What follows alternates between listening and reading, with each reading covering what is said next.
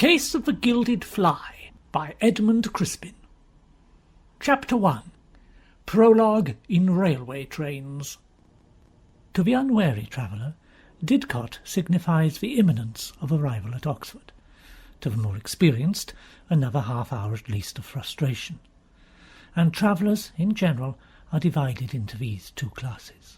The first apologetically haul down their luggage from the racks onto the seats, where it remains until the end of the journey, an encumbrance and a mass of sharp, unexpected edges. The second continue to stare gloomily out of the window at the waste of woods and fields into which, by some witless godling, the station has been inexplicably dumped, and at the lines of goods trucks from all parts of the country, assembled like the Isle of Lost Ships of current myth in the middle of a Sargasso sea. A persistent accompaniment of dark muttering and shouting, together with a brisk tearing of wood and metal reminiscent of early Walpurgis night in a local cemetery, suggest to the more imaginative of the passengers that the engine is being dismantled and put together again. The delay in Didcot station amounts as a rule to 20 minutes or more. Towards Oxford matters become a little more cheerful. Within sight of a canal, say, or Tom Tower, an atmosphere of purposefulness begins to be felt. It requires the utmost strength of will to remain seated and hatless and coatless, with one's luggage still in the rack and one's ticket still in an inside pocket, and the more hopeful occupants are already clambering into the corridors. But sure enough, the train stops just outside the station.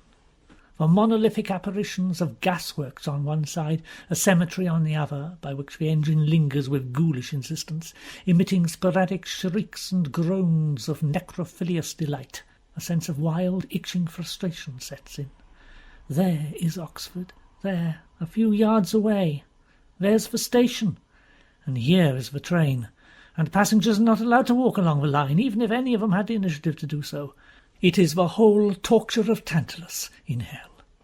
This interlude of memento mori, during which the railway company reminds the golden lads and girls in its charge of their inevitable coming to dust, goes on usually for about 10 minutes, after which the train proceeds grudgingly into the station, so aptly called by Max Beerbohm the last relic of the Middle Ages.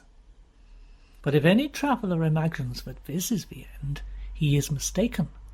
Upon arrival there, when even the most sceptical have begun to shift about, it is at once discovered that the train is not at a platform at all, but on one of the centre lines. On either side, waiting friends and relations, balked at the 11th hour of their reunion, rush hither and thither, waving and uttering little cries, or stand with glum, anxious faces, trying to catch a glimpse of those they are supposed to be meeting. It is as if Charon's boat were to become inextricably marooned in the middle of the Styx, unable either to proceed towards the dead or return to the living.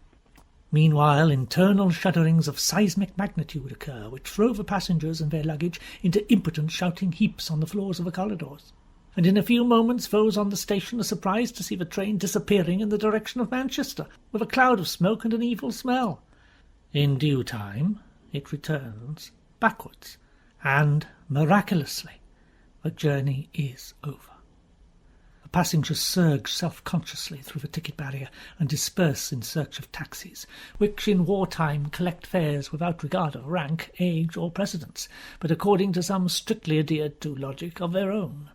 They thin out and disappear into the warren of relics, memorials, churches, colleges, libraries, hotels, pubs, tailors, and bookshops, which is Oxford. The wiser, looking for immediate drink, the more obstinate, battling through to their ultimate destination. Of this agone there eventually remain only a solitary few who've got out to change, and who dawdle unhappily on the platform among the milk cans. To the ordeal prescribed above, the 11 persons who at different times and for different purposes travelled from Paddington to Oxford during the week of October the 4th to 11th, 1940, reacted in different and characteristic ways. Gervase Fenn, Professor of English Language and Literature in the University of Oxford, frankly fidgeted.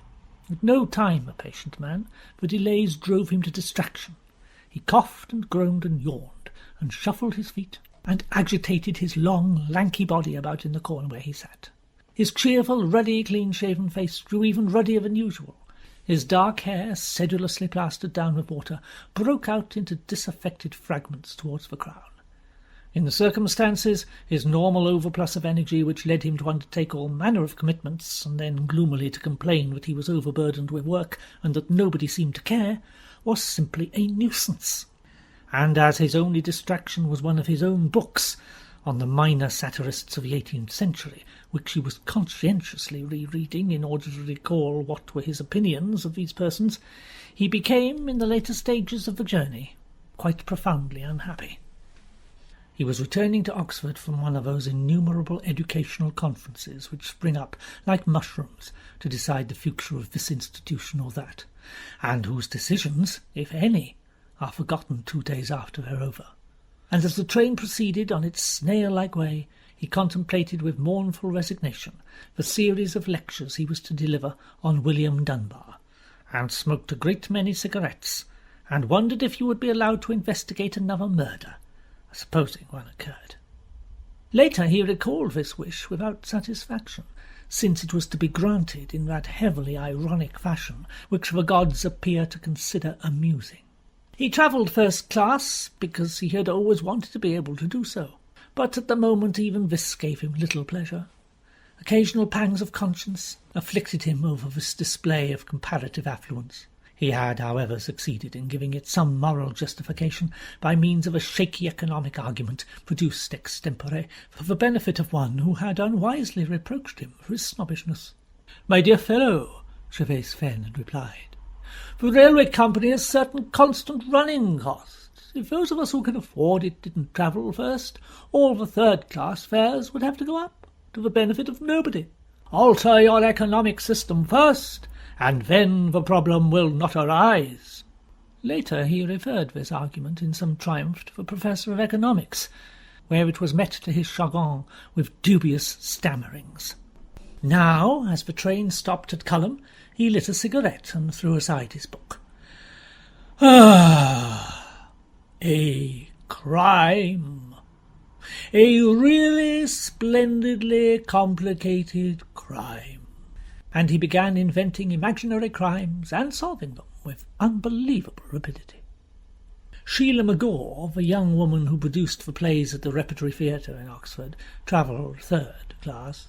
She did this because she thought that art must return to the people before it could again become vital, and she occupied herself with showing a volume of Gordon Craig designs to a farmer who was sitting next to her. She was a tall young woman with trousers, sharp-cut features, a prominent nose, and straight flaxen hair cut to a bell. The farmer seemed uninterested in the techniques of contemporary stagecraft. An account of the disadvantages of a revolving stage failed to move him, and he showed no emotion, except perhaps from momentary disgust, on being told that in the Soviet Union actors were called people's merited artists and paid large sums of money by Joseph Stalin.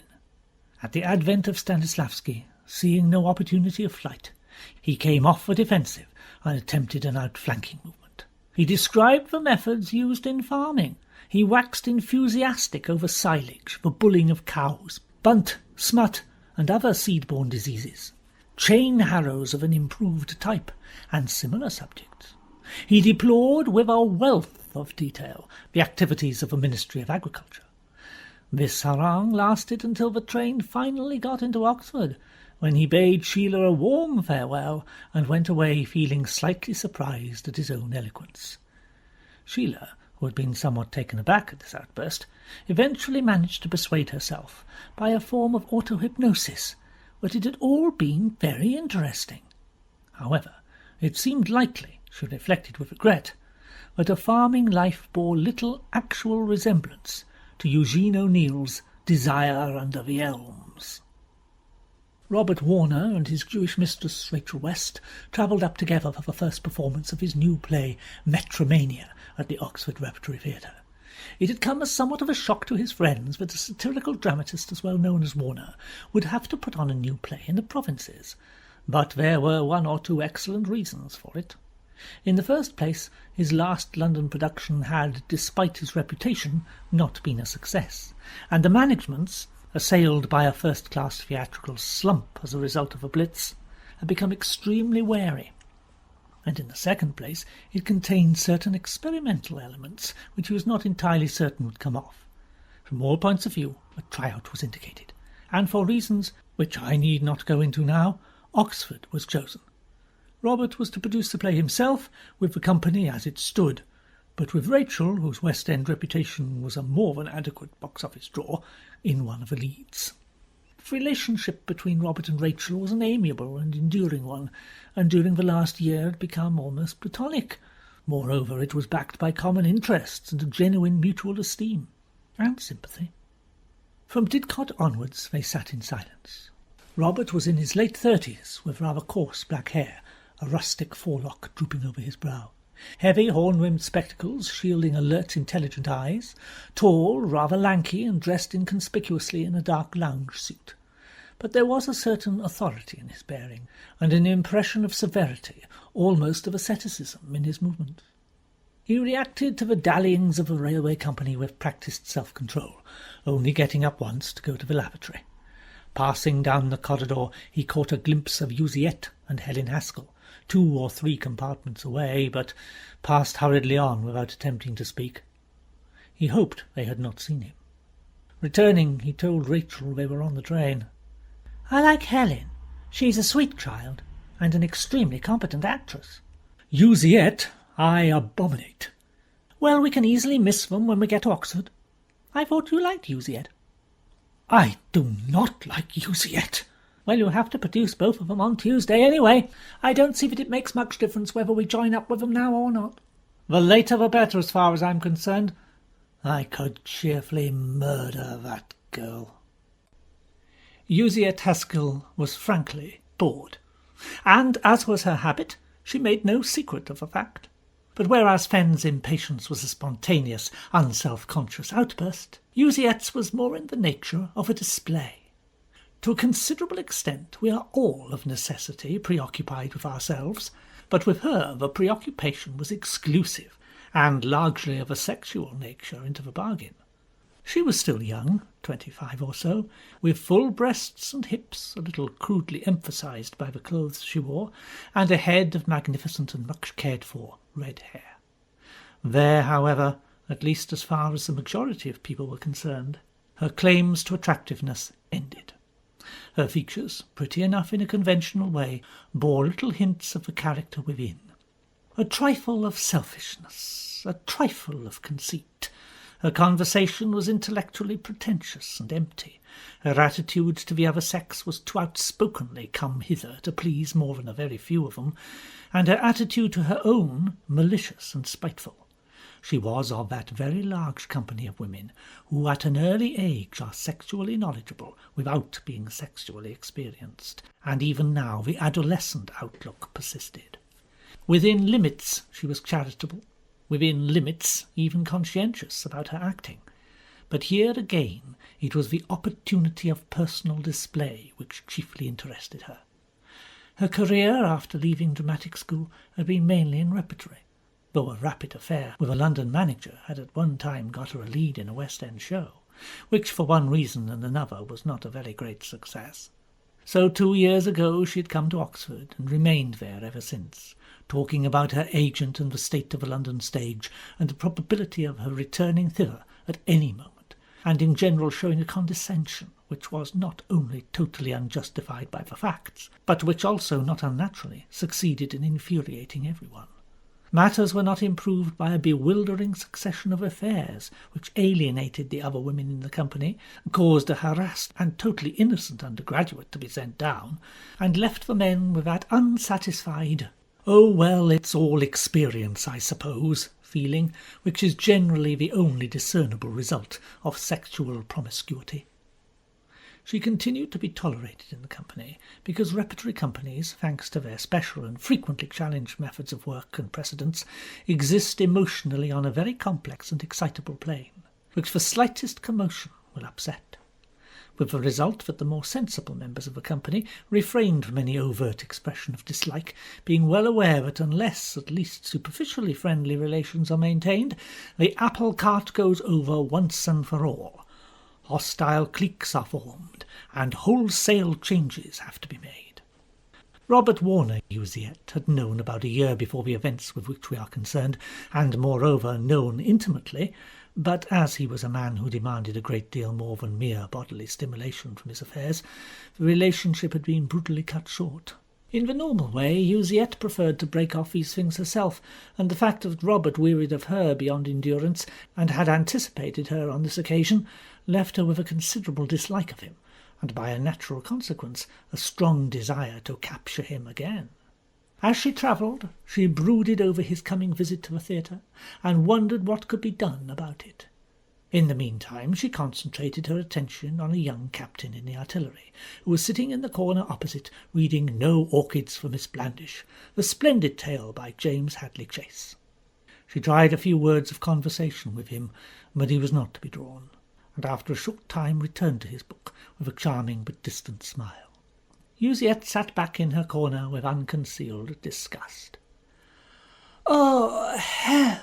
I wish this bloody train would get a move on." Helen was her half-sister, their father, an expert on medieval French literature, and a man who showed little interest in anything else, had nevertheless had a sufficient sense of worldly affairs to marry a rich wife, and Usiet had been their first child. The mother had died 3 months after she was born, leaving half her fortune in trust for the child until she was 21, with the result that Usiet was now considerably richer than was good for her. Before she died, however, there had been a furious quarrel over Usiet's outlandish name, on which the husband had, with unexpected firmness, insisted. He had spent the best years of his life in an intensive and entirely fruitless study of the French Tristan romances, and was determined that some symbol of this preoccupation should remain, and eventually he had, somewhat to his own surprise, had his own way. She was christened Iseult, and pronounced by her father, as most Englishmen do pronounce it, Usiet, which rather defeated the object. Usiet, or Iseult herself, sometimes used the latter pronunciation to impress, but most of the time, as it did not, she was content to answer to Usiet. There was, after all, always the opportunity to put someone down by correcting them at a later point.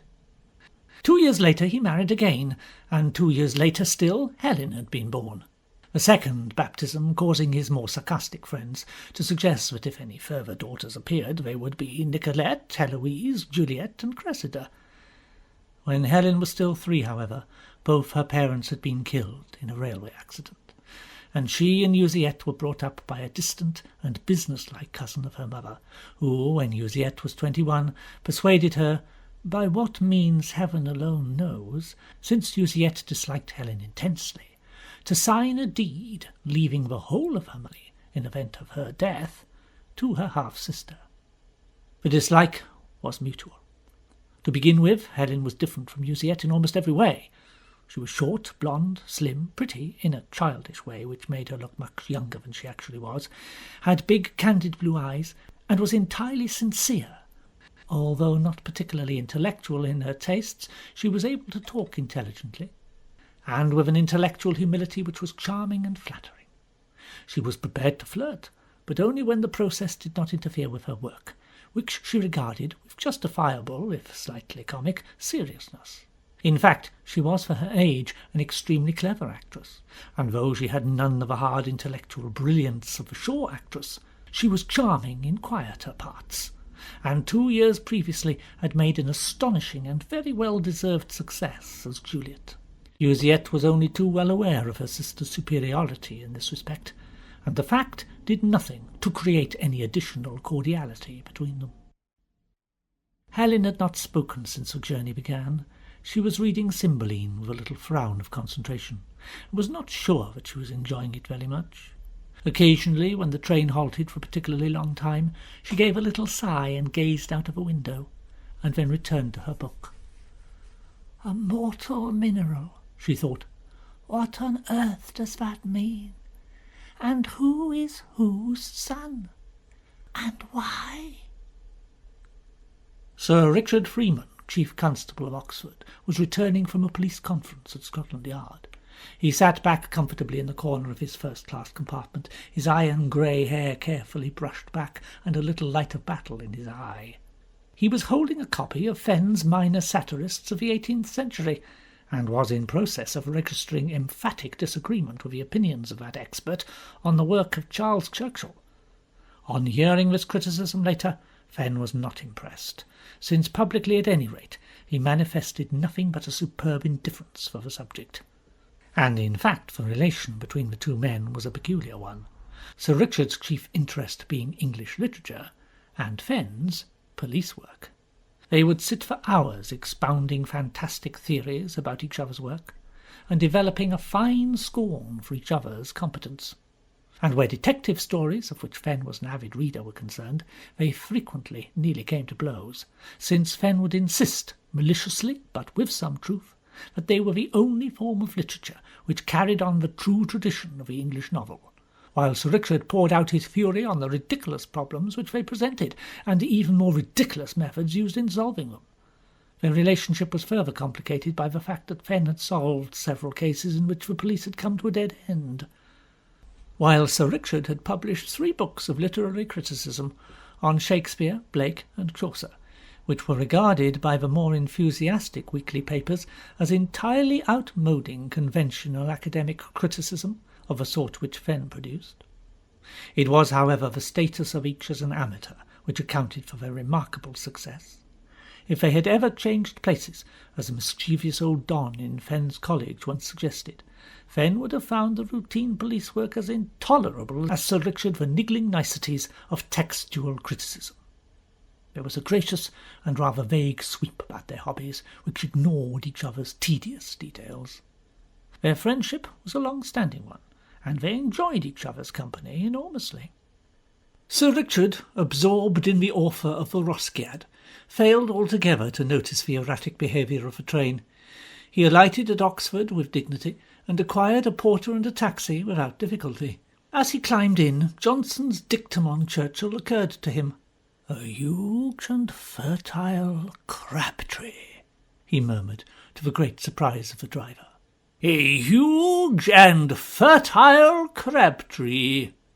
Don't sit there gaping, man! Ramsden House!"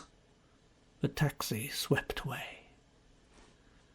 Donald Fellows was on his way back from a happy weekend in London, which he had spent listening to services from organ lofts and taking part in those endless discussions of church music, organs, choir boys, lay clerks, and the peccadilloes and eccentricities of other organists which occur whenever church musicians come together.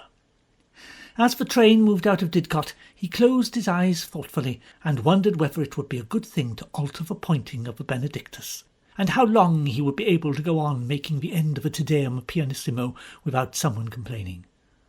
Donald was a quiet, dark little person, addicted to bow ties and gin, and very inoffensive in manner, if anything a little too unemphatic, and he was organist at Fenn's College, which I shall call St. Christopher's. As an undergraduate he had been so much occupied with his music that his tutors, he was reading history, had despaired, and as it turned out with reason, of ever getting him through anything. And after the 4th attempt both he and they had given it up with mutual feelings of relief. At the moment he was merely hanging about, vaguely preparing for groups or sections, writing his B-Mus exercise, and waiting call-up. His remote contemplation of the canticles was frequently interrupted by a much less remote contemplation of Usiette, with whom he was, as Nicholas Barclay was later to put it, very gravely in love. Abstractedly he was aware of all her shortcomings, but when he was with her they made no difference. He was completely and utterly enslaved and infatuated. As he thought of her, he felt suddenly acutely miserable, and the dallyings of the train added irritation to that misery. Damn the girl! Damn this train! I wonder if Ward is going to be able to get through that solo on Sunday. Damn all composers for writing top A's in solo parts. Nicholas Barclay and Jean Whiteleg left London together after a morose and silent luncheon at Victor's. Both of them were interested in Donald Fellows. Nicholas, because he considered him a brilliant musician who was letting himself go to pieces over a girl. Jean, because she was herself in love with him, and so, incidentally, had every reason to dislike Yuziet. It is true that Nicholas was hardly qualified to criticise others for letting themselves go to pieces. As an undergraduate reading English, a brilliant academic career had been prophesied for him, and he had bought and read all those immense annotated editions of the classics, in which the greater part of every page is occupied with commentary, with a slight gesture to the author in the form of a thin trickle of text up at the top towards the page number, and the study of which is considered essential to all those so audacious as to claim it a fellowship. Unfortunately, several days before his final examination, it occurred to him to question the ultimate aims of academic scholarship. As book superseded book, and investigation, would there ever come a time when the last word had been said on any one subject? And if not, then why continue? Finding these arguments unanswerable, he had taken the logical step of abandoning his work completely, and had taken to drinking, quite amiably, but persistently. Upon his failing to appear at his examination, and proving quite deaf to all remonstrances, he had been sent down. But as he had comfortable private means, this did not perturb him in the least, and he moved between the bars of Oxford and London, cultivating a mildly sardonic sense of humour, making many friends, and confining his reading exclusively to Shakespeare, huge tracts of which he now knew by heart. In these circumstances, even a book had become unnecessary, and he could simply sit and think Shakespeare, to the annoyance of his friends, who regarded this as the limit of idleness. As the train proceeded towards what he had once, with an eye to its plethora of music, described as the city of screaming choirs, Nicholas sipped cheerfully at a flask of whisky, and ran over whole scenes of Macbeth in his mind. Present fears are less than horrible imaginings, my thought, whose murder yet is but fantastical. Of Jean there is less to be said. Tall, dark-spectacled, and rather plain, she had two interests only in life, Donald Fellows and the Oxford University Theatre Club, an undergraduate body which produced uninterestingly experimental plays, as these bodies generally do, and of which she was secretary. Where the first of these two interests was concerned, she was frankly in the grip of an obsession. "Donald, Donald, Donald," she thought, clutching tightly to the arm of her seat. "Donald Fellows. Oh, hell, this must stop. He's in love with Yuziet, not you. Ah, the bitch! That conceited, selfish bitch! If only she weren't! If only someone—" Nigel Blake was contented, and he thought of a great many things as the train crawled on its way. Of the pleasure it would be to see Fen again, of his hard-won first in English 3 years ago, of his laborious but quite interesting life as a journalist since then, of his belated fortnight's holiday, at least a week of which he would spend in Oxford, of seeing Robert Warner's new play, which was sure to be good, and, above all, of Helen Haskell. "Get excited," he told himself. "You haven't met her yet. Go easy. It's dangerous to fall in love with people just from seeing them on stage. She's probably conceited and horrible, or else engaged, or married. And anyway, she's certainly surrounded with young men, and it's ridiculous to suppose that you are going to induce her to take any notice of you in the space of a week, when you don't even know her yet. None the less," he added grimly to himself, "you're going to have a damn good try." The destinations of these people in Oxford were various. Fen and Donald Fellows returned to St. Christopher's, Sheila McGaw to her rooms in Walton Street, Sir Richard Freeman to his house on Boar's Hill, Jean Whiteleg to her college, Helen and Yuziet to the theatre, and subsequently to their rooms in Beaumont Street. Robert, Rachel, Nigel and Nicholas to the Mace and Sceptre in the centre of the town. By Thursday, October the 11th, they were all in Oxford, and within the week that followed, 3 of these 11 died by violence.